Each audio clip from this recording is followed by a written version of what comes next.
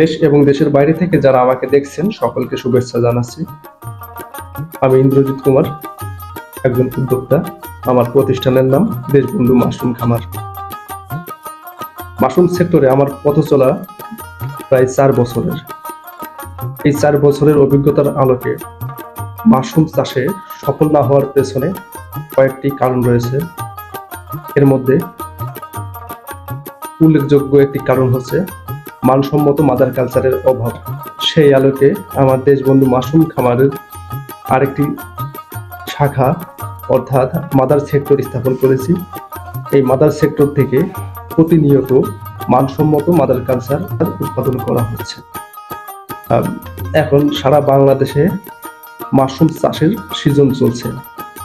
আমার এই মাদার সেক্টরে যে সকল মাদার উৎপাদন করা হচ্ছে তার অধিকাংশই চলে যায় আমার প্রোডাকশন রুমের জন্য। সেই সাথে অতিরিক্ত যা থাকে সেইগুলো সারা বাংলাদেশে যে সকল উদ্যোক্তা আছেন তারা নিতে পারেন।